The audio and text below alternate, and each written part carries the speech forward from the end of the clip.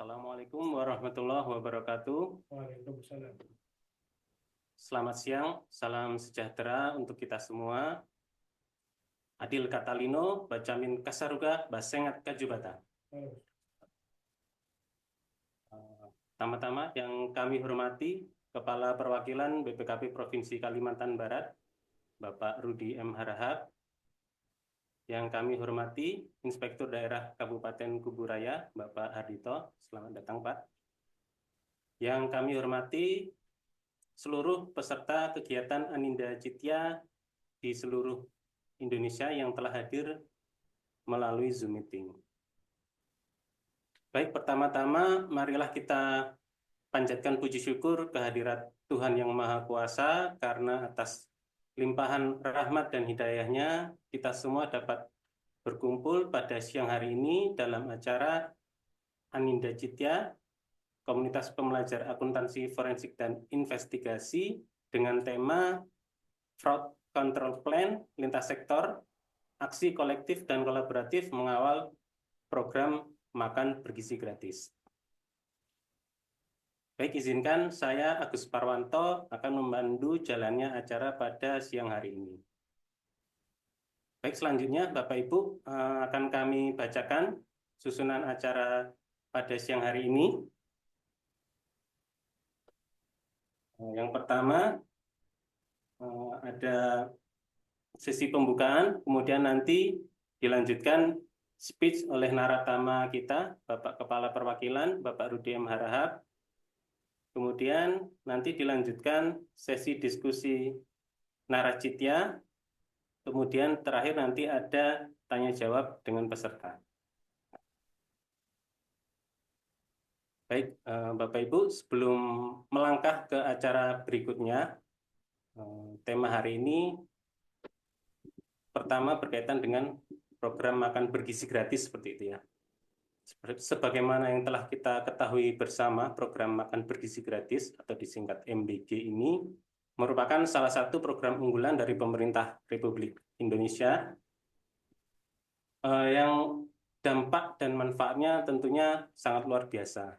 Karena selain berkaitan dengan peningkatan kualitas gizi para penerima sasaran, program ini juga berdampak pada banyak sektor, misalnya peningkatan tenaga kerja, kemudian peningkatan kesejahteraan petani, yang tentunya akan berpengaruh pada pengurangan kemiskinan ataupun pertumbuhan ekonomi baik nasional maupun daerah. Nah, pada kesempatan siang hari ini, kegiatan Aninda Citya ini akan melihat dari sisi perspektif risiko. Mengapa? Yaitu bagaimana melakukan manajemen risiko agar tujuan dari program makan bergizi gratis ini dapat tercapai. Selain itu, nanti juga akan dilanjutkan melihat dari sisi pengendalian kecurangan atau fraud control plan. Artinya nanti akan coba kita bahas bagaimana mencegah ataupun menangani risiko-risiko yang berkaitan dengan kecurangan. Baik, Bapak Ibu, kita melangkah ke acara yang pertama, yaitu speech atau sambutan arahan dari Kepala Perwakilan BPKP Provinsi Kalimantan Barat kepada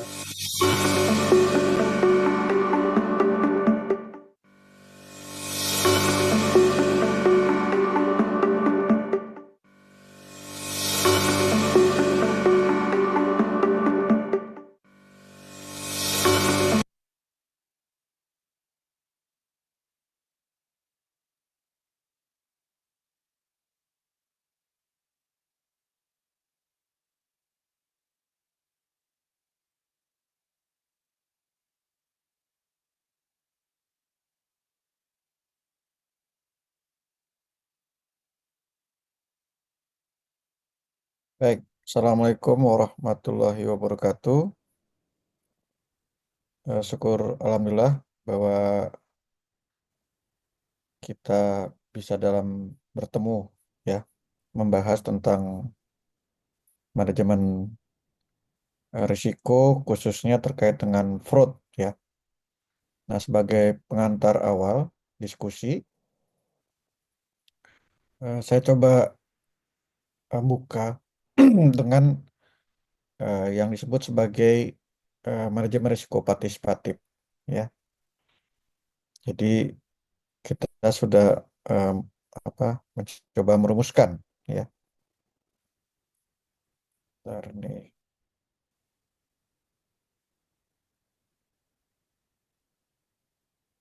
Suara saya cukup jelas diterima, Jelas, Pak. jelas ya. Oke.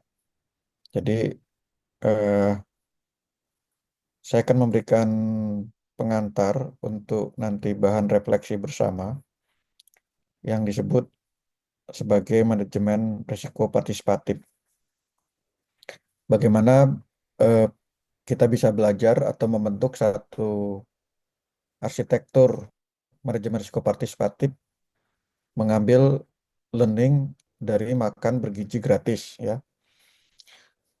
Manajemen risiko partisipatif ini sebenarnya adalah merupakan aksi yang sifatnya kolektif, kolaboratif, lintas sektor, eh, karena makan bergizi gratis tidak bisa hanya di handle oleh satu entitas ya. Dia akan melibatkan banyak entitas ya. Jadi eh, tidak bisa dihandle oleh satu superman atau satu superwoman ya. Nah, itu eh, konsep dasarnya ya. Nah, kalau kita lihat secara keseluruhan dari arsitektur ini ya, secara ringkas kita bisa menyimpulkan bahwa ada perubahan nanti risiko masa sekarang dengan masa masa depan terkait dengan makan bergizi gratis.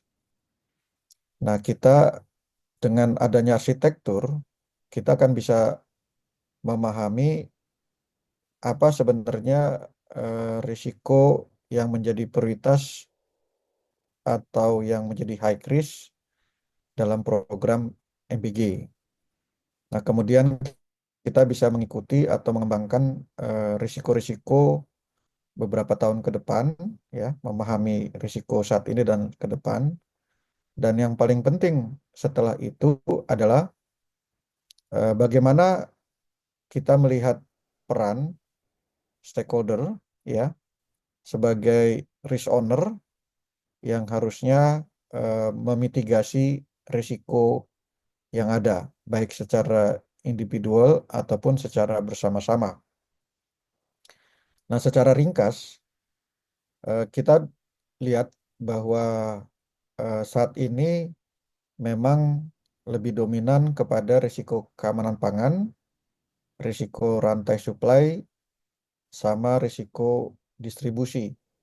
Tetapi ke depan, ya, 3-5 tahun ke depan, sepertinya akan terjadi perubahan bahwa yang sangat penting kemudian adalah kita menyikapi risiko kecukupan gizi, risiko rantai suplai masih, tetapi kontennya berbeda, dan kemudian risiko lingkungan.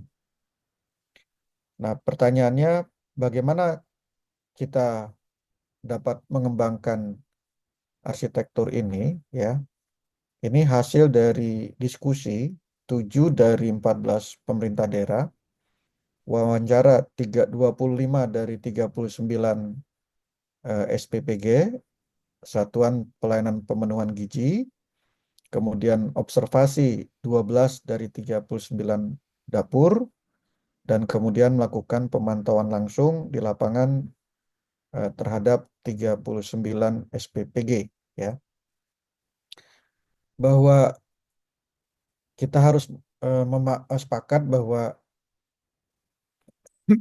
strategi itu akan efektif diimplementasikan kalau kita memahami risiko.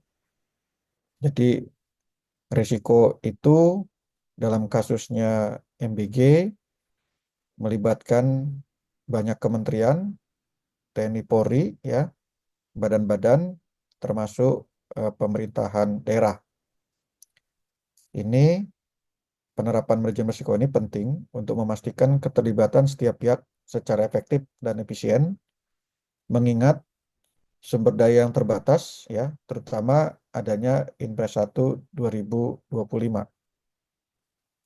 Nah, bagian berikutnya akan kita identifikasi pemicu resiko MBG seperti apa, drivernya atau triggernya, kemudian MBG, risiko MBG jangka pendek, prediksi ke depan, dan bagaimana memitigasi atau strateginya secara bersama-sama. Secara umum kita bisa lihat bahwa MBG itu merupakan salah satu program quick win, ya, program hasil terbaik cepat, di mana tujuan utamanya sebenarnya bukan hanya memberi makan kepada peserta didik, ya, tetapi juga bagaimana mereka bisa meningkatkan gizi mereka dan juga menanamkan perilaku sehat, makan sehat. Jadi tidak makan di jalanan atau di kantin-kantin yang gizinya tidak terkontrol. Kemiskinan juga bagaimana nanti menciptakan lapangan kerja dan pengurangan beban penduduk miskin dengan mendeploy dapur-dapur, kemudian juga dengan makan yang cukup, gizi yang cukup, mereka tidak tidur di kelas, ya, tidak mengantuk, tapi bisa prestasi lebih partisipatif, hadirnya juga lebih naik, kemudian mengurangi putus sekolah. Secara ekonomi juga akan meningkatkan sisi supply, terutama petani, nelayan, peternak, pelaku UMKM, dan koperasi. Sebenarnya desain MBG seperti itu. Nah, pelaku utamanya adalah di BGN, di mana ada kantor pusat BGN akan mendeploy secara desain ke kantor pelayanan pemenuhan gizi, dan kemudian nanti berlokasi di 20 wilayah strategis di seluruh Indonesia, dan kemudian akan mengendalikan satuan pelayanan pemenuhan gizi yang kepala SPPG-nya beberapa sudah dilatih. Nah, kemudian milestone-nya di 2005 ini kita bisa ukur ada 937 titik dengan 3 juta sasaran. Mudah-mudahan tercapai, ya. April Juni 2000 7 juta, Juli Desember 5.000 titik, 17,9 juta sasaran. Jadi secara total 17,9 juta yang kita mau chip secara kumulatif, ya. Nah, kita tentu tadi sudah dilihat di video juga bahwa Profesor Arif Ansori sudah melakukan riset secara kuantitatif dengan metode input output, bahwa MBG itu punya potensi besar, ya, untuk eh, mendukung projobs. Jadi peduli terhadap eh, pengatasan pengangguran, ya, meningkatkan tingkat kerja, ya, tenaga kerja kita, kemudian menurunkan ketimpangan dan juga bisa berpeluang mengatasi kemiskinan, ya. Nah, menurun dari sebelumnya 9%, hitung-hitungan secara matematisnya. Tapi beliau memberi persyaratan, ya, dengan syarat, ya, MBG itu harus dilakukan review bisnis proses secara terus-menerus dan juga audit rutin oleh BPKP. Nah, karena ini adalah program besar, ya, eh, dia membutuhkan adanya partisipasi masyarakat untuk mengawasi. Nah, jadi tidak cukup BPKP, tetapi juga harus melibatkan inspektorat, satuan audit internal yang ada di BUMN, BUMD, ya, badan-badan lain, BLU, ya. Nah, kemudian juga civil society, ya, termasuk komunitas-komunitas. Nah, kemudian beliau juga mensyaratkan bahwa yang hitung-hitungan tadi bisa pro job, lebih berpeduli terhadap dalam negeri, industri dalam negeri, itu jika impornya memang dibatasi, ya.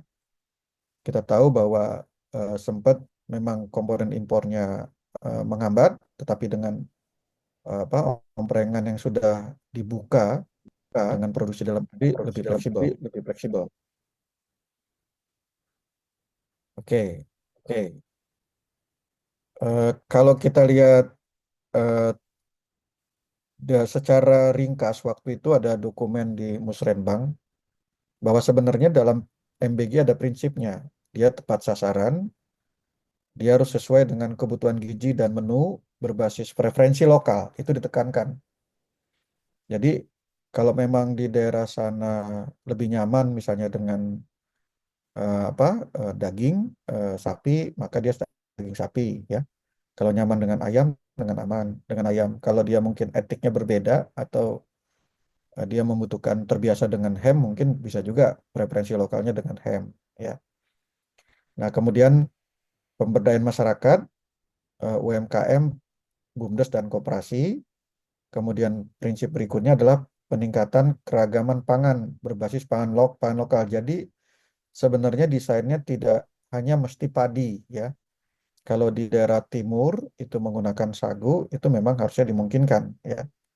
Kemungkinan kemudian yang paling penting juga adalah penjaminan keamanan pangan dan higien makanan, ya. Nah, kemudian ini sebenarnya masih terkait juga dengan kalau kita identifikasi stunting, ya. Selama ini stunting diusahakan turun, tetapi di 2022 2023 itu ternyata eh, stagnan, ya, tidak terlalu banyak berubah. Mungkin sudah sampai ke titik optimum intervensinya, sehingga dibutuhkan intervensi berikutnya yaitu dengan MBG ini. Nah, kemudian dalam kasusnya di Kalimantan Barat, kita berhitung bahwa kebutuhan dapur itu masih jauh, ya. Bisa dilihat di gambar itu sebanyak 14 kabupaten kota, ya, di Kalimantan Barat itu ternyata jumlah kita bikin dua skenario, ya. Kalau 3500 porsi per dapur atau 3000 porsi per dapur jumlah existingnya, kita ngambil angka jumlah kecamatan, itu masih gapnya besar sekali, ya, dalam posisi saat ini. Jadi ini menjadi opportunity, menjadi positif risk bagi teman-teman sekalian untuk terutama di Kalimantan Barat dan juga mungkin daerah lain sama, untuk mengembangkan potensi lokal, ya, supaya dapur-dapur itu tumbuh, ya. Mungkin harus ada satu gerakan, ya, paling tidak di PNS itu satu PNS satu dapur, ya, melakukan pembinaan ke depan, ya, supaya tumbuh. Kita bisa lihat hitungan kalau kita pakai proporsi eh, 3.000 di Pontianak itu butuh 56, ternyata kita baru ready akhir pertengahan Februari lalu itu datanya sebanyak 3, ya. Jadi gapnya masih tinggi sekali. Nah, kemudian sekarang kita lihat soal risiko, ya. Risiko baik dia tantangan, eh, apa threat-nya maupun opportunity-nya, ya. Nah, kalau dilihat secara langsung, yang akan membentuk risiko MBG itu adalah sisi kebijakan, dampak keuangan, peluang bisnis, dan sumber daya manusia. Secara tidak langsung adalah politik, opini publik, dampak sosial. Jadi belum adanya kebijakan yang mengatur peran setiap stakeholder dan mekanisme pengukuran dampak program MBG dapat memengaruhi keberlangsungan dan keberhasilan program MBG. Dalam hal keuangan, keterlambatan pembayaran dan pencairan dana kepada mitra dapat menghambat kelancaran distribusi makanan, dan ini sudah terjadi juga. Nah, kemudian peluang bisnis, BUMDes, UMKM, dan perusahaan lokal belum banyak terlibat menjadi pemasok bahan pangan MBG yang dapat berdampak pada hilangnya peluang ekonomi bagi masyarakat lokal itu sendiri. Di sisi sumber daya manusia, kurangnya kapasitas SDM di SPPG memengaruhi keberhasilan program MBG itu sendiri. Sedangkan yang sifatnya tidak langsung, kebijakan dan prioritas para kepala daerah terpilih periode 2025-2029 dapat memengaruhi arah kebijakan daerah, termasuk dalam mendukung program MBG. Opini publik yang negatif dapat berdampak pada partisipasi masyarakat, dia menjadi pesimis, ya, dukungan pemangku kepentingan dan juga keberlangsungan program MBG. Sebagai contoh, ketidak sehatnya pengolahan makanan dan kualitas makanan yang buruk dapat berdampak pada reputasi program MBG. Nah, pelaksanaan program MBG yang belum merata, ya, yang saat ini itu dapat mengarah pada kecemburuan sosial karena adanya ketidakmerataan penerima manfaat, ya. Jadi ada opportunity di situ, ada risiko juga di situ. Nah, kemudian kalau nih, memang konsumsi. Nah, dari sini kita kemudian mampu melakukan identifikasi eh, risk masing-masing. Jadi dalam pengadaan, ya, fase pengadaan itu risiko yang tinggi itu memang ketersediaan mitra, ya. Jadi tidak available karena persyaratan mitranya harus yang qualified, ya. Jadi bukan yang abal-abal, ya. Nah, kemudian sisi profesionalitas mitra, kita tahu bahwa mitra catering itu tidak terlalu banyak yang punya sertifikasi izin misalnya itu. Kemudian ketersediaan bahan pangan, kita banyak melakukan impor bahan pangan selama ini, ya. Kita tahu gula, padi, ya, beras kita masih impor. Nah, kemudian keterlibatan UMKM, BUMDes dan koperasi itu juga menjadi risiko di dalam pengadaan kita, ya, dalam pengadaan MBG ini karena profesionalisme, kemudian ketersediaan sarpras untuk menjadi dapur. Nah, di sini bisa dilihat stakeholdernya dari mulai petani, peternak, nelayan, koperasi, UMKM, BUMDes. Kemudian pada waktu dia berproduksi, mengolah makanan dan kemudian distribusi, risikonya adalah terkait dengan penyimpanan dan pengolahan, ya. Kalau makanan ditaruh di tempat terbuka, tentu kemungkinan basinya lebih cepat, ya. Kemudian penetapan prima manfaat, ya. Kemudian penetapan menu yang sesuai dengan standar gizi, bagaimana supaya dapur atau penyediaannya tidak manipulatif, eh, konsisten terus-menerus, ya, ini menjadi isu yang sangat penting. Kemudian ketepatan standar gizi. Nah, di dalam proses produksi distribusi ini yang sangat juga kita harus berhati-hati, produksi makanan itu menciptakan limbah. Jadi pengolahan sanitasi dan limbah. Nah, di sini eh, dominan adalah SPPG yang mengendalikan, ya. Jadi sekolah pesantren untuk SPBG-nya, kemudian masyarakat di daerah tertinggal, ya, eh, itu para stakeholdernya. Nah, kemudian setelah dia didistribusikan eh, ke sekolah-sekolah atau nanti tempat lain, itu kemudian eh, masuk di fase konsumsi, ya, di mana risikonya adalah keterkaitan kebersihan alat makan, ketepatan waktu distribusi, penyantapan makanan, ya, kemudian yang memenuhi standar kesehatan, ya, kemudian keamanan pangan.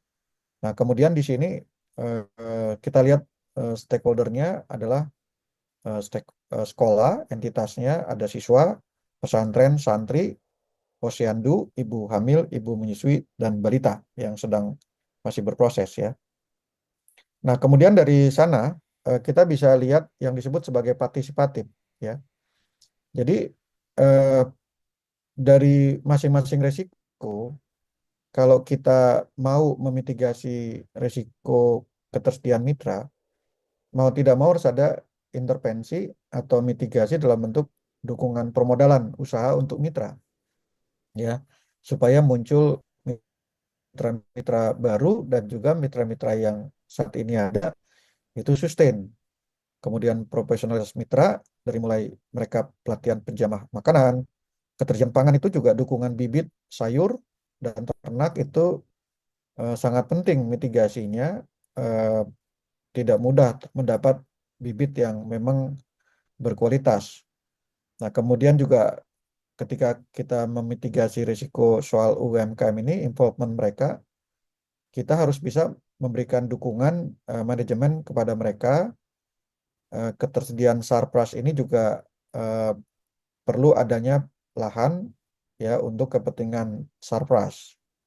Nah, kita bisa lihat di situ eh, stakeholdernya itu ada BGN, ya, ada TNI, ada Kementerian Koperasi, UMKM, Kementerian Kesehatan, Kementerian Pertanian, Kelautan, ya, Desa, Kementerian Desa dan Daerah Tertinggal, kemudian Badan Pangan, pemerintah daerah, LKPP untuk procurement prosesnya. Nah, kemudian pada waktu dia masuk ke operation, ya, dia di penyimpanan, itu ada soal bagaimana menyiapkan sarpras yang sesuai standar, kemudian penerima manfaat, adanya mitigasi dalam bentuk konfirmasi-konfirmasi berulang secara real time ke sekolah, penetapan menu, ada mitigasi perancangan menu atau desain menu sesuai dengan preferensi bahan pangan lokal atau daerah, ketepatan standar gizi, penggunaan standar AKG-nya Permenkes, kemudian pengelolaan sanitasi limbah, pembangunan infrastruktur IPAL yang sesuai dengan standar. Ya, ini mitigasi di mana stakeholdernya ada BGN, TNI, Kementerian Pendidikan, Dasar dan Menengah, Kementerian Agama untuk madrasah, Kementerian Pertanian, Kelautan, ya, Kementerian Kesehatan, KLHK Lingkungan untuk IPAL-nya, kemudian BPOM, BPJPH untuk apa sampai ke soal halalnya dan sebagainya. Nah, kemudian kebersihan alat makan ini eh, dimitigasi dengan adanya sertifikasi like hygiene sanitasi HLS yang sebenarnya di-leading oleh Kementerian Kesehatan regulasinya. Kemudian ketepatan waktu distribusi, bagaimana kita harus pastikan adanya pembangunan akses, terutama ke daerah-daerah yang 3T, yang remote, ya. Bagaimana penyantapan yang tidak apa yang sehat, yaitu dengan cuci tangan pakai sabun menjadi budaya. Kemudian keamanan pangan, adanya pengujian sampel makanan yang terus-menerus. Jadi stakeholdernya sudah mulai berkembang sampai ke Kementerian PU, Kementerian Kesehatan, Kementerian Perhubungan untuk akses, Kementerian Pendidikan Dasar dan Menengah, dan juga Kementerian Agama. Nah, ini yang perlu menjadi catatan penting yang dikembangkan ke semua pihak supaya ada di mereka itu melakukan take ownership, responsible untuk memitigasi sehingga risiko kegagalan MBG untuk mencapai targetnya bisa kita minimumkan. Nah, sekarang kalau kita lihat ya, sebenarnya current risk-nya apa? Tadi saya sudah uraikan di awal, keamanan pangan tercatat telah terjadi 4 kasus keracunan makanan pada program MBG. Risiko keamanan pangan menjadi risiko prioritas saat ini untuk dimitigasi dan dikawal agar tidak terjadi kejadian luar biasa keracunan akibat MBG. Rantai supply, keterbatasan infrastruktur dan rantai supply yang panjang perlu diwaspadai, terutama pada daerah yang sulit terjangkau. Risiko kelangkaan dan peningkatan harga bahan pangan juga perlu dimitigasi inflasi, mengingat program MBG merupakan program berskala besar. Distribusi MBG menuju penerima manfaat juga merupakan aspek penting. Keterlambatan distribusi dapat menyebabkan makanan rusak atau kadaluarsa. Nah, ke depan, 3-5 tahun ke depan, mungkin terjadi pergeseran di mana dari segi kecukupan gizi, pelaksanaan program MBG yang menyasar seluruh peserta didik menimbulkan risiko kelanjutan dalam program MBG. Tanpa adanya penetapan prioritas penerima sasaran, muncul potensi masih terjadinya stunting pada kelompok masyarakat rentan pangan dan obesitas pada kelompok masyarakat yang telah memiliki akses pangan yang cukup. Jadi ada yang memang dia busung lapar, tapi juga ada yang malah dia obesitas. Rantai supply, keterlibatan produsen lokal, BUMDes dan UMKM yang rendah akan berdampak negatif terhadap rantai supply program MBG. Selain percepatan pertumbuhan ekonomi yang tidak tercapai, ketergantungan terhadap pemasok besar dapat menyebabkan masalah serius terhadap kelancaran distribusi MBG. Jadi kita lihat sekarang itu kebanyakan dapurnya memang dikerjakan oleh perusahaan catering yang qualified, yang besar. Lingkungan, pemborosan makanan dan pengolahan limbah yang buruk merupakan risiko lingkungan yang sangat mungkin terjadi dalam program MBG. Jika pemampatan sumber daya dan distribusi MBG tidak dikelola dengan baik, program ini dapat merugikan ekosistem dan mengancam keberlanjutan lingkungan. Itu kira-kira dari kami pengantar diskusinya. Selanjutnya saya kembalikan ke moderator. Terima kasih. Wabillahi taufiq wal hidayah. Wassalamualaikum warahmatullahi wabarakatuh.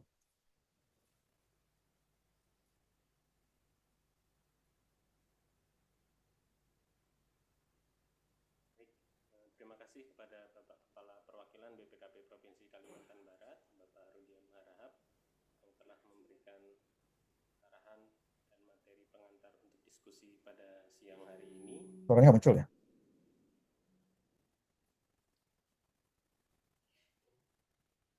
Baik, terima kasih kepada Bapak Kepala Perwakilan BPKP Provinsi Kalimantan Barat yang telah menyampaikan materi pengantar untuk diskusi pada hari ini dan memberikan arahan kepada kita.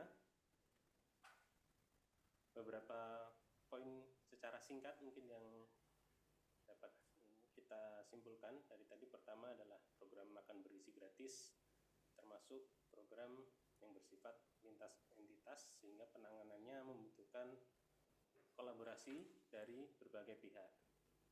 Kemudian tadi Pak Rudi juga menyampaikan Suaranya kurang kedengar ya? Berisiko pada program MBG ada kebijakan, dampak keuangan, peluang bisnis, SDM, politik, opini publik, dan dampak sosial. Kemudian risiko-risiko pada program makan bergizi gratis dapat dikelompokkan menjadi 3. Risiko pada tahap pengadaan, kemudian pada tahap produksi dan distribusi, dan selanjutnya pada tahap konsumsi. Kemudian tadi juga disampaikan Pak Rudi bahwa untuk current risk terkait dengan program MBG sekarang berkaitan pada keamanan pangan, rantai supply dan distribusi, sedangkan future risk atau risiko ke depan berkaitan dengan kecukupan gizi, rantai supply dan berkaitan dengan lingkungan. Baik, untuk melanjutkan diskusi pada siang hari ini telah hadir Bapak Inspektur Daerah Kabupaten Kuburaya, Bapak Ardito. Selamat datang Pak di BPKP. Ya, bagaimana Pak perasaannya kembali ke BPKP Pak? Ya, ada nuansa reuni Ya Pak ya, siap. kembali ke teman-teman BPKP dan teman inspektorat di Indonesia. Ya, Pak. Baik, pada siang hari ini topik kita tadi apa ya, MBG, kemudian risiko, kemudian nanti juga ada kita bahas juga terkait FCP ya Pak, Flood Control Plan. Nah, mungkin pertama-tama berkaitan dengan MBG sendiri Pak, mungkin dari Pak Inspektur, Pak Ardito bisa disampaikan mungkin kira-kira gambaran umum di Kuburaya gitu Pak, ya, seperti apa program MBG yang telah terlaksana di Kabupaten Kuburaya. Jadi makasih. Assalamualaikum warahmatullahi wabarakatuh. Selamat siang, salam sejahtera kita semua. Yang kami hormati Pak Kapol selaku naratamu, Pak Rudi MH PhD, Pak Moderator, Pak dan kawan-kawan semua yang menjadi peserta. Oke. Maaf kurang dekat tadi. Jadi tadi sudah kita dengarkan kuliah berapa SKS tadi dari Pak Naratama itu luar biasa. Dan kami dari Inspektorat ingin menyampaikan khususnya wilayah di daerah di Kuburaya khususnya. Jadi kami di Kuburaya ini dengan program MBG ini sebenarnya berharap banyak karena multiplier yang ingin kita harapkan dari program MBG ini sebenarnya sangat besar potensinya. Nah, namun demikian kita di Kuburaya dari 78.000 lebih siswa itu baru sekitar 5.000-an yang kita layani dengan 5 SPPG ya, itu pun bermitra.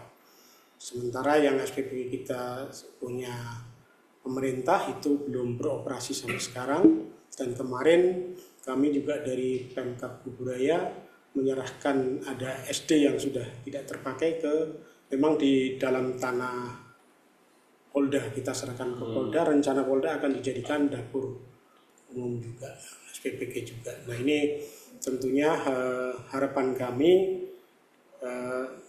Pemda akan mendapatkan multiplier ekonomi lah minimal, karena program MBG ini sangat besar yang kita harapkan itu bisa menggerakkan UMKM, bahkan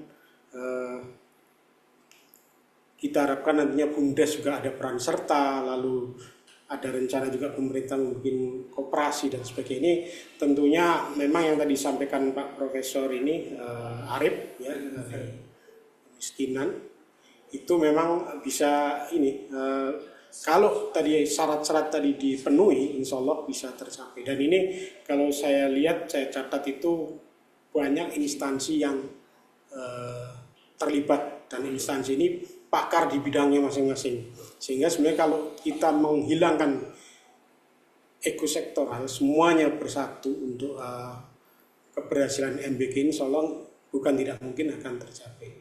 Dan ini kan sudah artinya dianggarkan biaya sekian besar sekali. Kalau kita lihat MBG ini dari Kuburaya sendiri khususnya 78.000 siswa itu paling tidak 25-30 SPPG yang diperlukan. Ini satu SPPG aja sudah 50. Memang tenaga yang diserap banyak, belum termasuk nanti mitra. Nah ini tentunya akan mengurangi dampak pengangguran, menggunakan lapangan pekerjaan. Demikian juga multiplier yang lain kita harapkan otomatis akan menaikkan taraf hidup, dan ini akan mengurangi ya kemiskinan otomatis ke sana.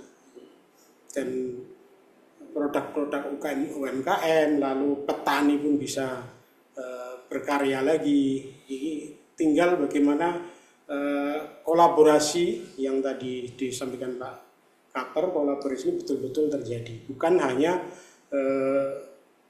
pekerjaan satu entitas atau dua entitas saja, tapi harus semuanya bergerak. Tetapi memang yang tadi disampaikan Pak Narotama harus ada kejelasan kebijakan untuk Pemda umumnya bagiannya apa nih, sehingga nanti pada saat proses pengawasan pun kita kan kayak inspektorat ini hanya bisa menjangkau yang memang wilayah APBD saja. Itu kan nanti kalau yang bisa semuanya kan di BPKP tentunya. Nah, kita di inspektorat ya akan membantu lah, tapi di wilayah yang memang menjadi ruang lingkup pemeriksaan kami. Itu, Pak. Ya. Kalau dari sisi pemerintah daerah sendiri, dari OPD, misalnya Dinas Kesehatan, atau dari inspektorat itu, kira-kira yang mungkin sampai dengan sekarang ya Pak, yang sudah dilakukan itu kita seperti apa Pak? Jadi kalau yang di Dinas Kesehatan, kita kemarin yang mitra juga sudah melakukan pelatihan penjamah makanan. Penjamah makanan itu kan sudah mereka latih supaya memang tadi yang termitigasi kesehatan makanan, lalu tidak ada keracunan dan sebagainya. Karena memang dari awal sudah dilatih mereka untuk penjamah makanan ini. Dari inspektorat sendiri kita selalu melakukan pengawasan terhadap kendala-kendala apa, sehingga kita juga bisa memberikan solusi. Salah satu kemarin pada saat SPPG yang belum dioperasikan ini kendala masalah air, kita juga akhirnya kita koordinasikan PDM supaya disediakan. Lalu yang mitra kemarin juga sempat ada kendala masalah energi listrik, kita koordinasikan dengan PLN dan alhamdulillah bisa segera bisa diselesaikan. Baik Pak, jadi mungkin yang tadi saya tangkap di balik keuntungan-keuntungan yang nantinya akan diperoleh oleh pemerintah daerah dan masyarakat di Kuburaya ya Pak ya. Tentunya tadi juga ada beberapa risiko-risiko yang kalau terjadi tentunya akan menghambat pencapaian program, dan beberapa tadi sudah ada yang terjadi ya Pak ya, risiko-risikonya. Nah, mungkin dalam berikutnya kira-kira risiko ini tadi kan Pak Kaper sudah menyampaikan ada beberapa tahapan ya Pak ya, tadi ada pengadaan, kemudian distribusi, kemudian konsumsi gitu Pak. Nah, kalau dari saya misalnya di sini di tahap kebijakan gitu Pak, mungkin dalam tahapan kebijakan, kalau yang selama ini kan yang saya sendiri mungkin belum ini Pak, belum jelas terkait dengan dukungan anggaran pemerintah daerah gitu, Pak. Karena nanti kalau menurut saya nanti kan akan berkaitan dengan risiko keberlanjutan program. Artinya nanti program makan bergizi gratis ini kan apakah akan bisa berlanjut terus setiap tahunnya atau seperti apa. Nah, dan salah satu faktor yang mempengaruhi menurut saya kan terkait dengan dukungan dari anggaran pemerintah daerah. Nah, kalau sampai sekarang kira-kira apa sudah ada kejelasan Pak terkait dengan hal itu? Jadi untuk dukungan dari Pemda memang yang sudah kemarin terlaksana, kita melakukan rapat koordinasi dengan BKN ya, yang di wilayah sini. Kita memberikan beberapa dukungan yang tadi saya sebutkan, termasuk diantaranya kemarin ada jembatan penghubung yang belum ini kita anggarkan juga. Lalu istilahnya anggaran-anggaran yang sifatnya dukungan kepada mereka. Lalu masalah air juga itu kita bantu juga, artinya ya minimal kalau memang enggak ini kita bantu koordinasi.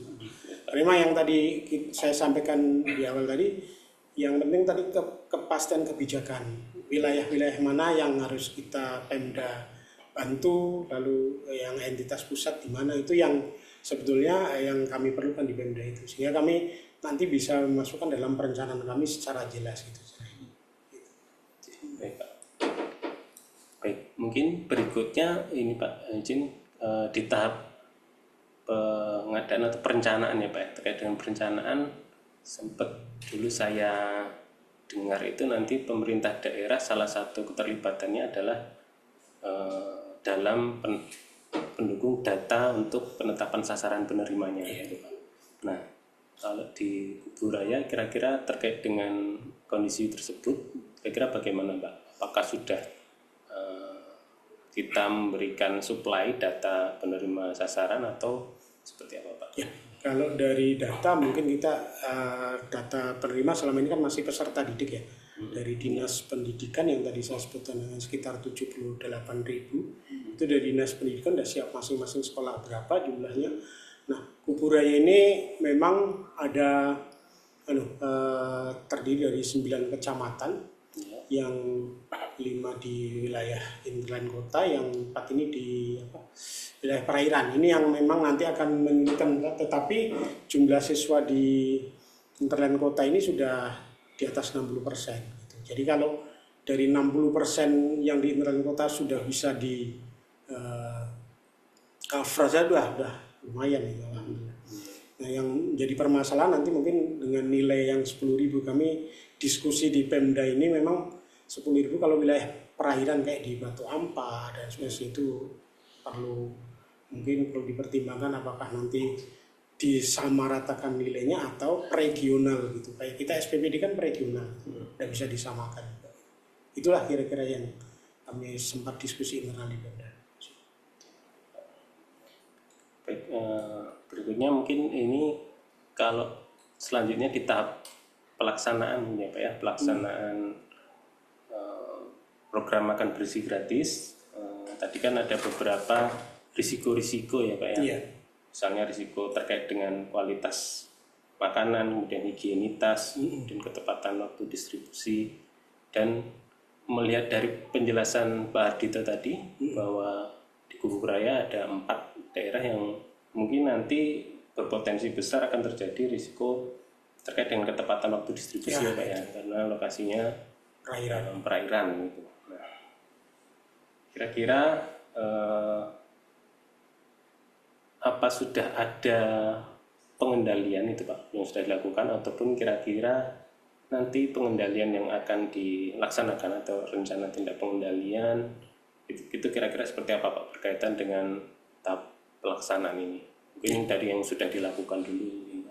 Jadi tadi yang disampaikan Pak Nartama, satu SPPG sekitar 1.000 sampai 3.000. Jadi untuk daerah perairan tidak bisa langsung satu SPPG itu kemungkinan ketepatan waktu distribusi akan kesulitan karena jarak ada yang jarak perairan dan sebagainya. Mungkin nanti akan menambah regional tadi kalau memang nanti terlaksana semua SPPG yang mendekati ke penerima gitu ya. Tidak harus, saya pikir tidak harus nanti kalau toh nggak ada SPPG bermitra lah. Tidak harus satu SPPG itu 1.000 atau 3.000. Karena kalau memang dipaksakan gitu, tentunya untuk mitigasi masalah ini ketepatan dari distribusi itu akan menyulitkan daerah pelosok gitu. Kalau risiko terkait kualitas makanan tadi yang seperti sudah disampaikan Pak Kopar terjadi juga Pak di Kuburaya? Sampai dengan saat ini sih alhamdulillah belum. Alhamdulillah ya Pak ya. Tapi tentunya ini ya Pak ya, mungkin tetap perlu kita ini rancang pengendaliannya berkaitan dengan kualitas makanan karena nanti dampaknya ya sangat luar biasa Pak ya, bisa nanti dengan keracunan dan sebagainya Pak ya. Baik, selanjutnya berkaitan dengan di tahap pertanggungjawaban ini Pak, pertanggungjawaban. Nah, kalau terkait pertanggungjawaban yang selama ini kita ketahui atau banyak terjadi mungkin ya Pak ya, risikonya adalah terkait dengan satu ketaatan, ya Pak ya. Dua, ketepatan waktu, waktu tanggung jawabannya. Nah, kira-kira kalau di Kuburaya berkaitan dengan pertanggungjawaban dana atas program makan bergizi gratis ini, apakah sudah ada dilakukan? Apakah sudah ada informasi Pak? Kira-kira kondisinya seperti apa di Kuburaya? Sampai dengan saat ini sih masih on the track ya. Artinya dari 5 mitra ini masih lancar, bahkan mereka sudah mulai mencari ini juga mitra untuk bahan-bahannya gitu. Karena yang di Kuburaya ini dari 4 SPPG ini mitra semua, swasta semua, dan tentunya ini membuka peluang usaha bagi UMKM juga. Dan kalau kita melihat sampai dengan saat ini ya masih lancar-lancar aja sih. Mungkin karena baru sedikit sih, belum banget, belum ada ini. Dan yang SPPG intinya juga belum jalan ya. Artinya ya kita supaya nantinya nggak terjadi juga. Tetapi sampai dengan saat ini yang dari 4 ini tidak ada kendala. Kemudian topik kita hari ini ya Pak ya, selain dengan risiko-risiko tadi, baik yang tadi sifatnya strategis, kemudian operasional gitu. Nanti kan kita coba bahas risiko-risiko kecurangan Pak. Ya, Pak ya. Seperti tadi mungkin pada tahap pertanggungjawaban mungkin nanti ada potensi manipulasi data seperti itu mungkin ya Pak ya. Kemudian di perencanaan mungkin juga terkait dengan objektivitas penetapan dapur mitra seperti itu Pak, misalnya peserta. Kemudian mungkin di pelaksanaan nanti ada pengurangan biaya produksi itu Pak, sehingga menurunkan kualitas makanan ya, biaya produknya dikurangi oleh mitra. Nah, kira-kira mungkin ada tambahan Pak risiko-risiko kecurangan di program MBG ini. Ya, jadi kalau kita lihat kemungkinan kecurangan tadi mengurangi nilai, otomatis akan mengurangi kualitas juga ya. Dan itu tentunya bisa dimitigasi dengan tata kelola yang baik. Misalnya setiap tahapan ya punya SOP yang jelas, yang transparan, gitu. Akuntabilitas yang transparan, sehingga siapapun bisa mengakses, dan masyarakat yang tadi disampaikan Pak Naratama itu bisa memberikan pengawasan secara berkelanjutan, sehingga ya ini hal-hal gitu insya Allah bisa. Yang tadi saya sampaikan bahwa ini kerja bersama, nggak bisa ekosektoral masing-masing. Tadi yang diperlukan adalah kebijakan tadi, sehingga kalau saya pikir dari sisi pengawasan perlu semacam rakorwas khusus pengawasan MBG ini, mungkin dengan koordinator dari BPKP ya yang bisa masuk ke semuanya. Kami di wilayah yang memang dibiayai dengan ruang lingkup APBD saja. Oke. Baik Pak, tadi sudah disampaikan ya bahwa ada banyak risiko-risiko yang sifatnya strategis, kemudian operasional, kemudian ada yang risiko-risiko itu berkaitan dengan fraud gitu ya Pak ya. Nah, kira-kira apa saja ini Pak bentuk strategi ataupun apa yang harus dilakukan untuk mengendalikan risiko-risiko tadi Pak? Misalnya risiko yang fraud seperti itu Pak, strategi mitigasi yang dilakukan, misalnya pengawasan dari APIP atau seperti apa Pak? Ya. Jadi ada kemungkinan memang risiko fraud terjadi ya. Tadi yang tadi disebut ada pengurangan nilai yang otomatis akan berdampak pada kualitas. Ini tentunya yang tadi disampaikan ada audit yang bersifat rutin. Jadi yang saya ini kan kolaboratif semua APIP ya, bukan hanya BPKP, dengan wilayah lingkup masing-masing. Lalu juga tentunya diperlukan tadi bahwa pemilik risiko harus membuat mitigasi dan membuat tata kelola yang baik. Masing-masing tahapan harus punya jelas SOP-nya bagaimana, harus jelas SPM-nya berapa jam, berapa ini, sehingga pelayanan berlancar, sehingga di masalah risiko fraud juga bisa dicegah karena siapapun bisa mengakses, siapapun bisa mengakses. Nah, baik Pak.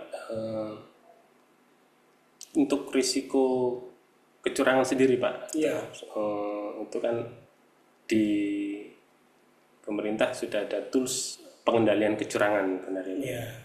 Nah, di situ ada beberapa atribut seperti itu ya Pak ya, pengendalian kecurangan.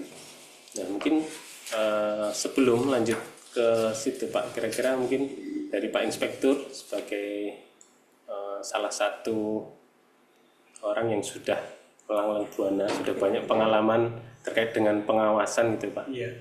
Nah, mungkin bisa cerita-cerita sedikit dahulu Pak terkait dengan korupsi, penyebabnya, dampaknya, kemudian nanti mengapa perlu dilakukan pengendalian kecurangan seperti itu Pak. Mengapa perlu adanya preventif yang dilakukan oleh pemerintah gitu Pak. Selain penanganan perlu dilakukan preventif. Mungkin bisa diceritakan Pak. Jadi prinsipnya kan saya selalu kalau masalah mitigasi risiko, masalah korupsi itu saya biasanya pakai teori GON biasanya. Itu karena di situ dari sisi individu, pembinaan organisasi, sistem sendiri, maupun dari ini ya peran serta masyarakat masuk semua. Kalau baru kan ada gridnya dari pribadi lah itu. Pribadi, grid itu keserakahan, artinya bagaimanapun ada setiap manusia itu punya sifat dasar itu. Ya, kalau di Islam kan punya satu gunung pun ingin punya 2 gunung emas gitu kan. Nah, ini bisa dikendalikan ya tentunya dengan meningkatkan keimanan kita sendiri bahwa hidup itu bukan hanya di dunia saja, tapi akan ada pertanggungjawaban nanti di akhirat. Ini peran serta dari para pemuka agama, bagaimana meningkatkan umatnya masing-masing bahwa tindak pidana korupsi ini sangat merugikan masyarakat dan akan dipertanggungjawabkan nanti di akhirat. Yang kedua,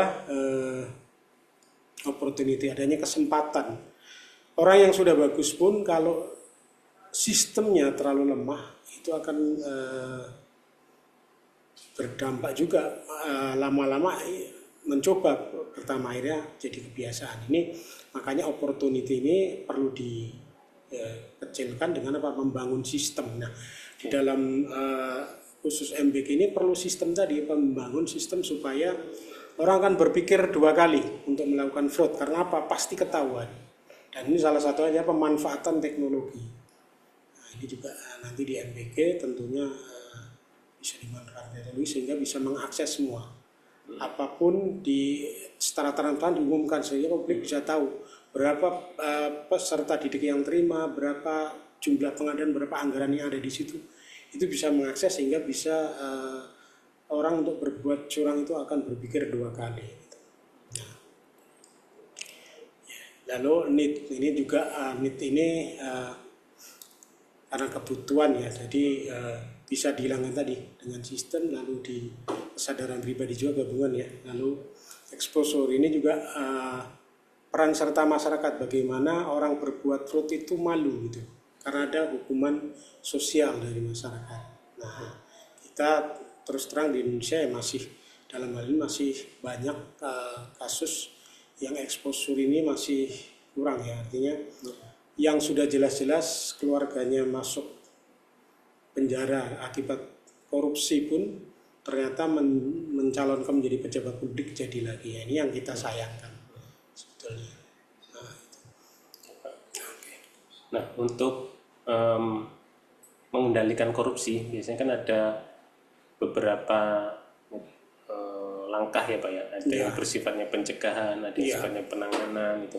Kalau Bapak sendiri lebih cenderung ke yang mana Pak, pencegahan atau penanganan? Saya dua-duanya Mas, karena pengalaman di sebelum jadi inspektor di BKP juga 20 tahun di investigasi, karena melihat bahwa di penindakan juga ternyata seharusnya kan penindakan tujuannya adalah membuat efek jerah.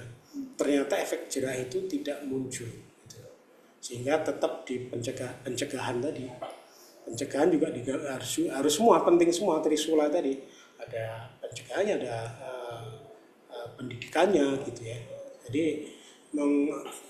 kita membangunkan kesadaran semua masyarakat, lapisan masyarakat bahwa perbuatan fraud itu, perbuatan korupsi ini tidak baik gitu. Sehingga orang yang tadi membangun sistem tadi, orang akan berbuat juga mikir 2 kali gitu. Jadi kalau menurut saya dua-duanya penting. Ya, termasuk yang tadi di pendidikannya. Baik Pak, mungkin kita break dulu ya Pak ya. Siap. Untuk acaranya. Nanti kita lanjut lagi Bapak Ibu yang di seluruh Indonesia yang ada di Zoom meeting. Kita break dulu sekitar 5 menit.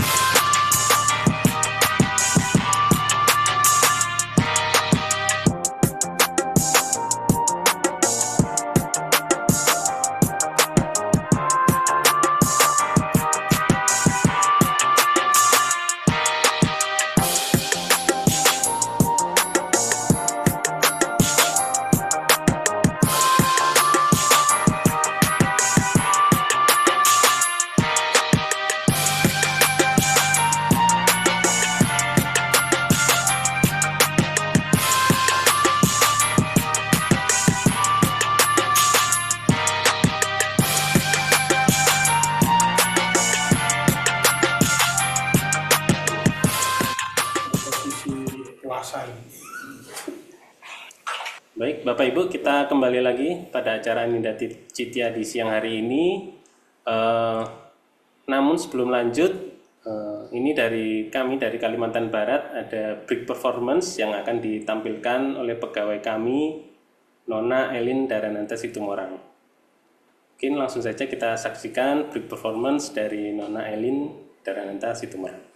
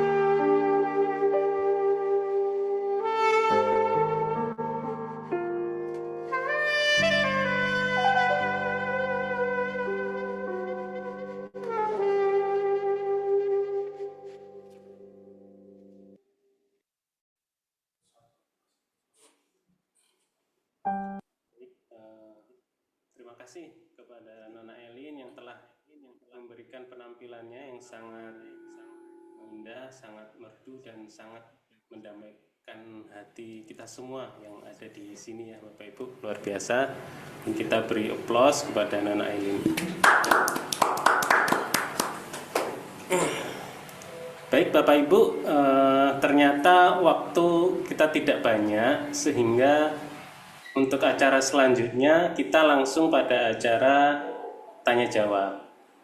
Jadi Bapak Ibu bisa langsung menyampaikan pertanyaannya, bisa melalui fitur raise hand ataupun bisa melalui chat. Silakan Bapak Ibu.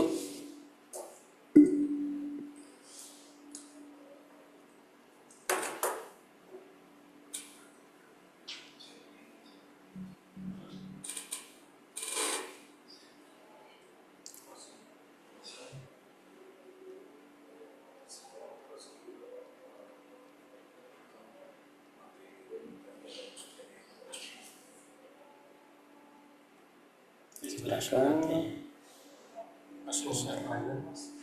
Ada.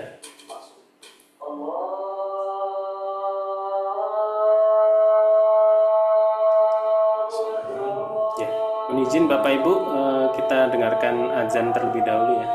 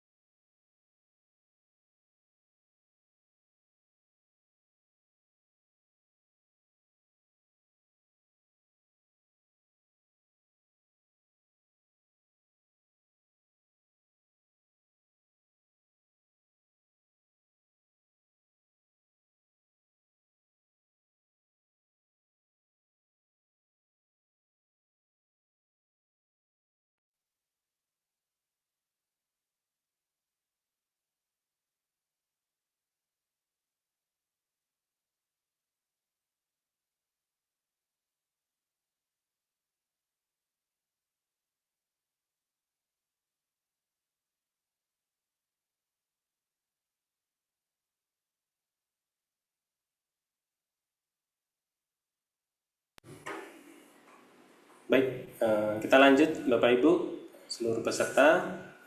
Mungkin saya ulangi lagi, kalau ada pertanyaan silakan langsung bisa disampaikan melalui fitur raise hand, ataupun yang kedua bisa juga disampaikan melalui chat meeting. Silakan Bapak Ibu. Mungkin sambil menunggu pertanyaan dari Bapak Ibu, Pak Ardito, izin Pak. Nah, tadi kan kita sudah membahas berkaitan dengan apa itu korupsi, penyebabnya, kemudian terkait dengan strateginya tadi apa ya, ada pencegahan, ada penindakan gitu Pak. Nah, mungkin bisa diceritakan Pak sedikit terkait dengan strategi pengendalian kecurangan yang selama ini sudah mungkin kita ketahui bersama ya Pak ya. Silakan Pak terkait dengan pengendalian kecurangan.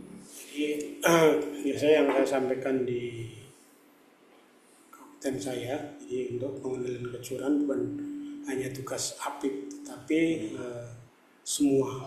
Artinya kalau kita lihat dari teori of defense mengenai pencegahan fraud itu atau pencegahan korupsi ini, ada line pertama di manajemen. Biasa saya sampaikan ke kawan-kawan OPD maupun di desa bahwa kalian harus memitigasi permasalahan-permasalahan yang bisa menghambat tujuan, baik itu yang sifatnya operasional maupun fraud. Karena kalian sendiri yang di manajemen sendiri yang harus bisa melakukan pencegahan tadi. Nah, yang kedua tentunya di line kedua itu yang pembinaan, jadi bisa memberikan pembinaan ke mereka. Kalau desa tentunya di Pemdes, lalu untuk OPD tentunya di BKPNS dan sebagainya. Lalu baru ada line ketiga di APIP. Nah, ini kalau nggak selesai di APIP, ini ada tambahan line keempat, ada external auditor, bahkan ada line kelimanya itu ada APH. Ini kalau mereka sendiri tidak bisa melakukan pencegahan, siap-siap aja langsung lari ke line kelima yaitu APH. Ini yang tentunya tidak kita inginkan karena itu penindakan gitu ya. Dan tentunya untuk pencegahan ini sebenarnya ada fraud control plan tadi. Kita membuat kebijakan mengenai pengelolaan fraud itu ya, di contohnya masalah membuat kode etik pegawai dan sebagainya, itu tentunya bisa dibuat untuk dalam rangka pencegahan tadi, aturan-aturan internal dan sebagainya. Nah, kalau yang saya pahami juga Pak, untuk FJP ini ada beberapa ini ya, pembagian ya Pak ya. Ada pencegahan, pendeteksian, kemudian penanganan.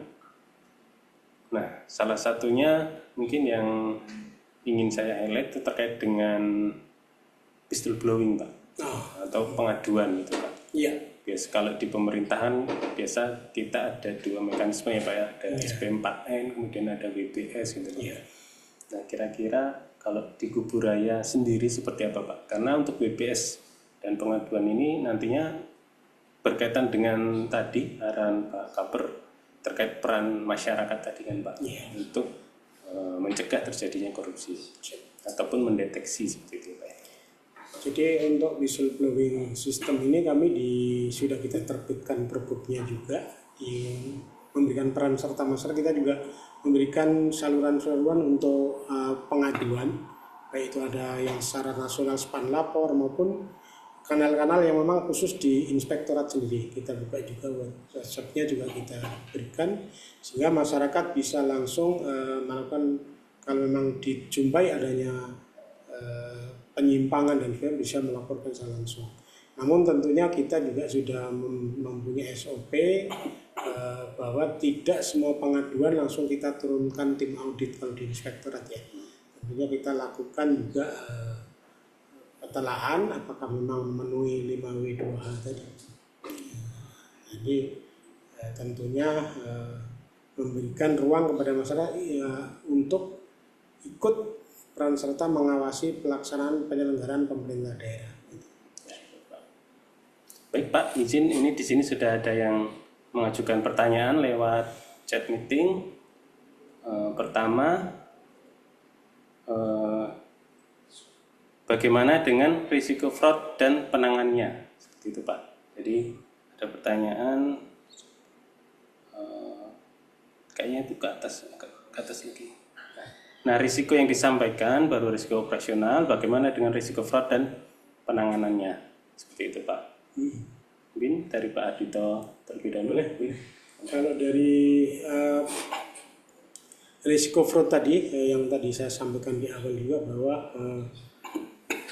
pencegahannya kita dengan mitigasi dan membuat sistem, ya. Sistem artinya sistem yang memungkinkan terjadinya transparansi, sehingga orang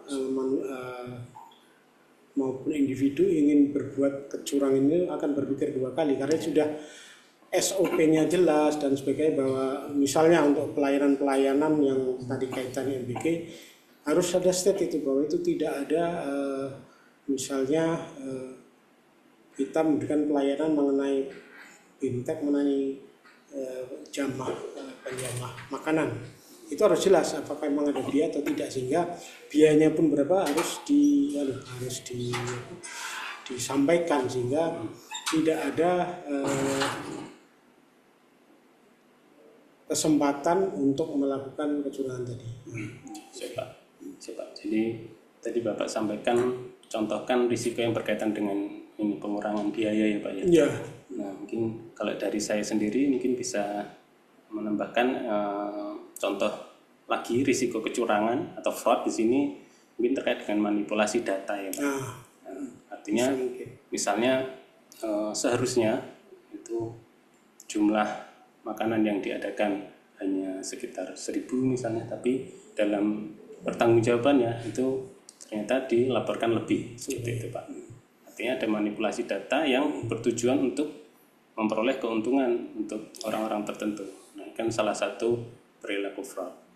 Nah, untuk penanganannya kalau menurut saya tentunya melalui verifikasi baik dari internal, mulai dari mitra, kemudian nanti yayasan, SPBG, bahkan nanti ada pemeriksaan dari APIP ya Pak, dan juga nanti dari BPKP sendiri.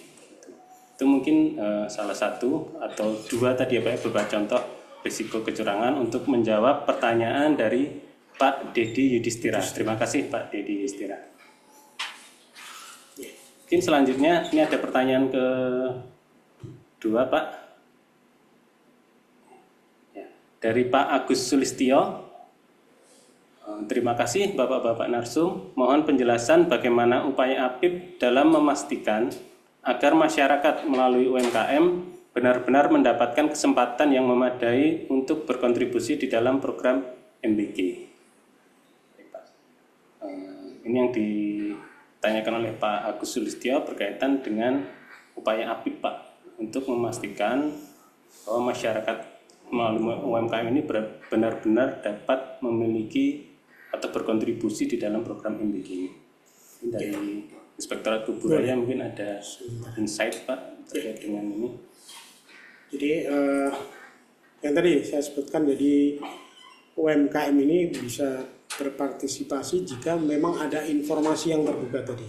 Sebetulnya kebutuhan yang tadi disampaikan Agus, kebutuhan untuk MBG ini berapa peserta atau penerima, lalu tentunya dihitung lagi dengan jumlah bahan yang diperlukan. Ini yang menjadi wilayah UMKM untuk turut serta berikan kontribusi atas produk-produknya gitu. Ya, keterbukaan transparansi data tadi yang memang dan kapan pelaksanaan pengadaan dan sebagainya itu yang perlu dijelaskan atau disampaikan kepada masyarakat terutama UMKM. Baik Pak, berarti mungkin nanti bisa menjadi salah satu bahan dalam monitoring ataupun pengawasan APIP ya Pak ya, terkait dengan poin ini dari yang disampaikan Pak Agus Sulistyo. Bagus sekali Pak Agus Sulistyo, terima kasih Pak. Baik, mungkin berikutnya pertanyaan ketiga dari Pak Henrikus F. Min. Ya, dari Pak Henrikus, ini pertanyaannya adalah apakah APIP dengan kapabilitas APIP dan level MR masih 2, apakah boleh melakukan assurance berbasis risiko dengan menggunakan hasil pemetaan risiko yang sudah teridentifikasi sebagaimana yang sudah dijelaskan Bapak Kaper sebelumnya.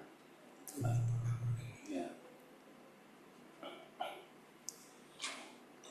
Jadi tak kabar yang dia Pak Kabar kan namanya. Baik, mungkin sebelum ini dari Pak Ardito, mungkin dari Pak Kaper ada arahan Pak, ada tambahan Pak terkait dengan Ya, baik. pertanyaan ini. Jadi Silakan Pak Kaper. tadi pertanyaannya saya ikuti juga yang soal apa? Pertama fraud risk-nya tentu dari Dedi tadi kan operasional ya. Jadi dan juga yang aspek strategik ya. Nah, kemudian memang ada fraud, tapi sebenarnya implisit di dalam identifikasi risiko tadi sudah diuraikan risiko fraudnya. Jadi dalam risiko pemilihan karena ketersediaan apa? Ketersediaan mitra yang terbatas. Jadi sisi supply itu tidak berimbang dengan sisi demand. Kebutuhan yang akan diberi makan lebih besar daripada yang mampu memberi makan, ya, dapur-dapurnya. Nah, ketika supply itu tidak berimbang dengan demand, maka disitulah muncul risiko fraudnya, ya. Jadi tidak perlu secara spesifik menguraikan fraud itu dalam bahasa yang negatif, ya, eh, apa dengan bahasa yang netral. Sebenarnya uraian-uraian yang diuraikan dari mulai pengadaannya sampai dengan tadi produksi, distribusi, dan kemudian ketika dia dimakan, ya, bahkan sampai dengan pembuangan limbah, ya. Nah, kemudian yang berikutnya saya respon juga itu gimana peran APIP ya untuk bisa berjalannya equality, keberadilan, ya, karena isu nasional ya, keadilan sosial ya, misalnya di Pancasila juga masih menjadi dasar kita, dasar negara. Di Kalimantan Barat atau Tengah, Adil Katalino, masyarakat Dayak, ya, bagaimana menciptakan keberadilan. Nah, di mana peran Inspektorat BPKP ya, definisi APIP ya. Tentu kalau dia inspektorat, dia harus memastikan apakah eh, organisasi yang in charge dalam keberadilan UMKM tadi itu menjalankan fungsinya, ya.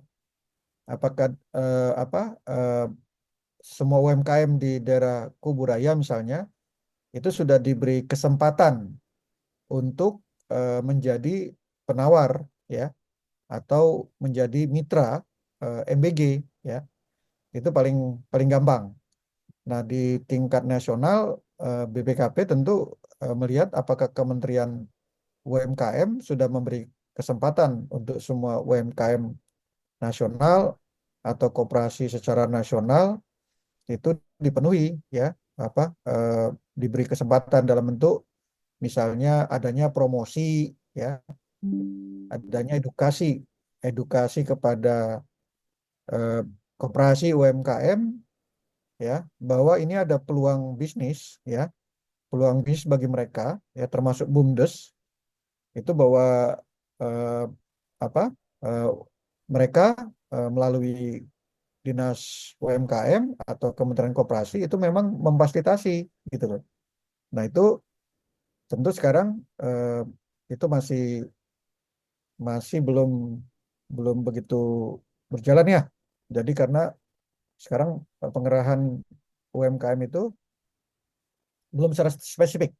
Bahkan mungkin juga keterbukaan pada waktu pendaftaran masih terbatas ya, karena menghindari adanya fraud, scamming, ya, penipuan.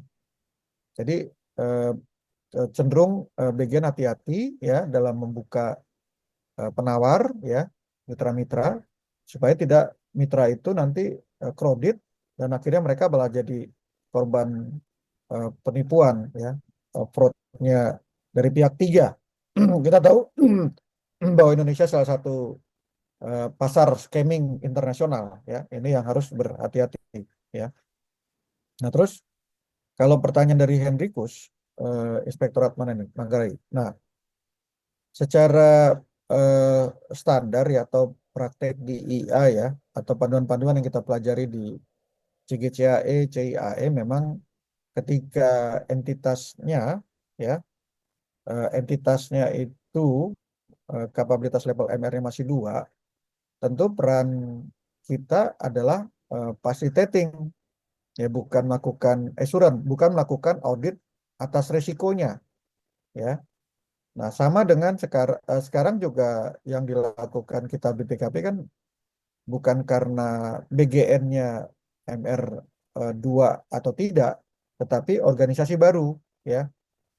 Ketika BGN organisasi baru, kemudian satuan-satuan lapangan juga organisasi baru, tentu tugas kita adalah memfasilitasi, ya, supaya tumbuh adanya eh, risiko, dokumentasi risiko, kemudian muncul awareness terhadap risiko itu sendiri, supaya pengambilan-pengambilan keputusan, strategi, ya, memang betul-betul dari pemahaman atas risiko, ya, bukan hasil apa ya, karangan, ya, karangan yang kurang evidence base. Karena dengan kita punya pemahaman tentang risiko kan itu kan sama dengan kita punya evidence risiko apa yang memang kita harus mitigasi dari pengalaman masa lalu retrospektif atau prediksi ke depan yang sifatnya prospektif.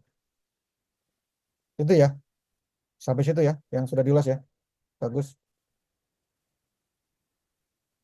Sedangkan ada tambahan lagi nih, apakah ketidaktepatan menu, misalnya ada siswa yang tidak cocok dengan menu yang ada yang mengakibatkan ada makanan yang tersisa, apakah itu sebagai kelalaian penyedia dan pemerintah yang menyebabkan ketidakefektifan dan merugikan keuangan negara? Nah, ini nanti mungkin perlu dari Mas Tito kali. Silakan Mas Tito. Gimana perspektifnya? Pertanyaan susah ini kayaknya nih. Pak Dito, jadi ini ada pertanyaan lanjutan masih dari Pak Henrikus. Jadi apakah ketidaktepatan menu, misalnya ada siswa yang tidak cocok dengan menu yang ada, yang mengakibatkan ada makanan yang tersisa atau mubazir, apakah kondisi tersebut bisa dianggap sebagai kelalaian penyedia dan pemerintah yang mengakibatkan ketidakefektifan program dan merugikan keuangan negara? Kalau dilihat dari pertanyaannya, pertanyaan Pak Enrikus ini kan ada, artinya tidak banyak. Sedangkan ini kan penyediaan MBG ini bersifat massal, ya, artinya menunya sudah ada yang menguji dan sebagainya. Nah, kalau sudah bicara masalah selera, ini kan susah. Nah, artinya kalau dari prinsipnya, kalau kita lihat keterlibatan semua pihak, termasuk sampai keamanan makanan, lalu menghindari keracunan dan sebagainya, sebenarnya secara gizi juga sudah diukur juga, artinya tidak ada masalah. Nah, ini kalau dihubungkan dengan selera, ya tidak bisa juga. Nah, karena secara prinsip penyedia layanan tadi, makanan tadi sudah melaksanakan kegiatannya, sudah ada produk yang diberikan. Sedangkan kalau disebut kerugian negara itu kalau tidak ada prestasi yang diberikan kepada negara atas pengeluaran negara. Sedangkan ini kan artinya negara sudah keluar uang, tapi juga prestasi dalam bentuk makanan itu sudah disajikan. Nah, ini kan kasuistis, artinya satu persatu, ya, kecuali memang semuanya. Kalau semuanya artinya kan ada yang tidak termitigasi. Umpamanya satu kawasan yang memang tidak doyan tempe dipaksakan tempe umpamanya, itu juga artinya secara operasional saja mitigasinya nggak dilaksanakan, tidak sesuai selera, walaupun gizi tetap diperhatikan itu. Jadi tidak semua yang ini, apalagi kasus langsung masuk kerugian negara. Efektif juga saya pikir kalau 1-2 itu masalah selera saja. Masih. Baik, terima kasih Pak. Selanjutnya ini ada pertanyaan dari Pak Gautama. Ya, dari next dari Pak Iwan ya. Dari Pak Iwan Setiawan dari Inspektorat mana ini? Dari Inspektorat Kota Banjarbaru. Pak Iwan Setiawan, Inspektorat Kota Banjarbaru. Pertanyaannya adalah apakah sudah ada master plan pengelolaan limbah dari program MBG ini dapat dikelola supaya memberikan nilai tambah bagi dari segi ekonomi yang berdampak pada kesejahteraan masyarakat lokal. Mungkin kalau di Kuburaya seperti apa Pak? Oh, Ya, ini program baru, jadi saya belum ya, melihat belum ada ini ya. Ya, Terus terang sepertinya belum ada, belum ada sampai kali ke ini. sana gitu. Ya, izin Pak Iwan Setiawan, kalau master plan pengelolaan limbah untuk program MBG sepertinya belum ada. Baik, lanjut. Ini dari Ulu Sembiring, izin dari Sumatera Selatan. Izin risiko terkait kejadian luar biasa atau keracunan makanan dalam Permenkes 12 tahun 2023. Kemudian penanggulangan KLB keracunan pangan dibebankan pada APBD Kabupaten Kota. Tidak ditanggung BPJS. Tentu risiko lintas sektor ini harus dimitigasi dari sekarang oleh pemerintah daerah. Terkait kesiapan anggaran tersebut atau melakukan advokasi dengan BPJS dan Kemenkes. Ya, Kemenkes maksudnya. Baik Pak. Ya, Pak Sito, mungkin terkait dengan ini. Iya, Pertanyaannya kalau di sini kejadian luar biasa ya.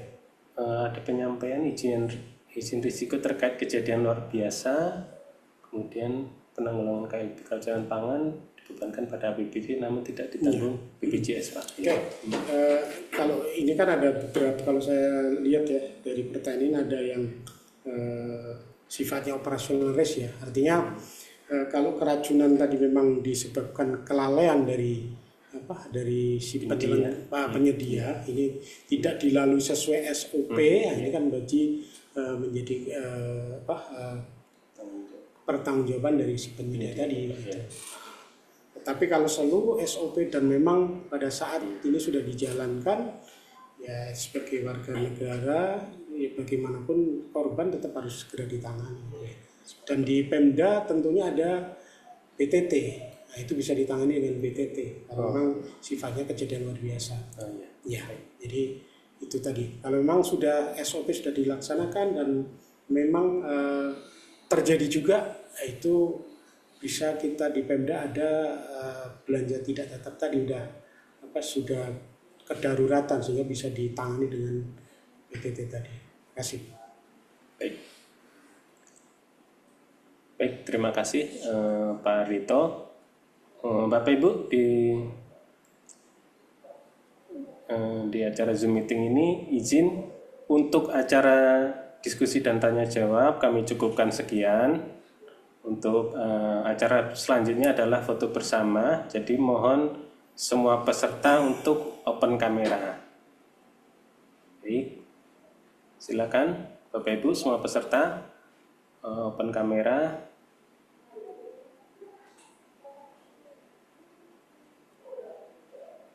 Baik, foto bersama akan dimulai dalam 1, 2, 3.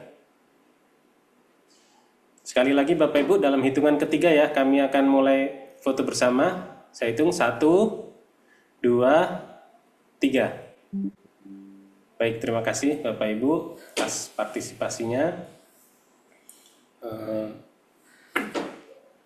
Baik, dengan berakhirnya sesi diskusi dan tanya jawab pada siang hari ini, maka berakhir pula agenda kegiatan Anindya Citya pada siang hari ini dengan tema Fraud Control Plan Lintas Sektor, Aksi Kolektif dan Kolaboratif Mengawal Program MBG. Kemudian sebelum kami akhiri acara, Bapak dan Ibu, mari menjadi bagian dari gerakan melawan korupsi. Kami mengundang partisipasi Bapak dan Ibu dalam survei yang linknya atau alamatnya sudah disampaikan melalui chat meeting sebagai langkah nyata mendukung perubahan. Silakan Bapak Ibu, mohon partisipasinya dalam survei ini. Bersama kita teguhkan komitmen berantas korupsi untuk Indonesia maju. Kemudian perlu kami informasikan bahwa kegiatan Aninda Citya selanjutnya dilaksanakan pada tanggal 24 Maret 2025 pukul 9 waktu Indonesia Barat dengan topik dari rencana ke realisasi mengendalikan kontrak konstruksi tanpa korupsi yang disiarkan langsung dari Provinsi Jambi.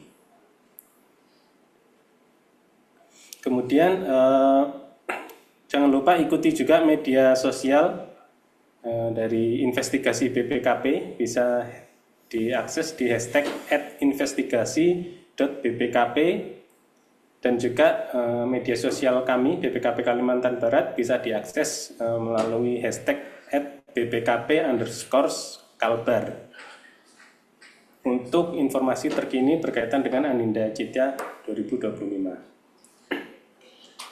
Baik, Bapak Ibu, saya selaku pemandu acara menyampaikan terima kasih yang sebesar-besarnya kepada yang pertama naratama kita Bapak Rudi M. Harahap, kemudian kepada naracita Bapak Inspektur Daerah Kabupaten Kuburaya Bapak Ardhito, terima kasih banyak Pak. Kemudian juga terima kasih kepada Bapak Ibu seluruh peserta yang menghadiri acara pada siang hari ini. Mungkin cukup demikian acara Aninda Citya pada hari ini. Izin saya tutup. Wabillahi taufiq wal hidayah. Wassalamualaikum warahmatullahi wabarakatuh. Waalaikumsalam.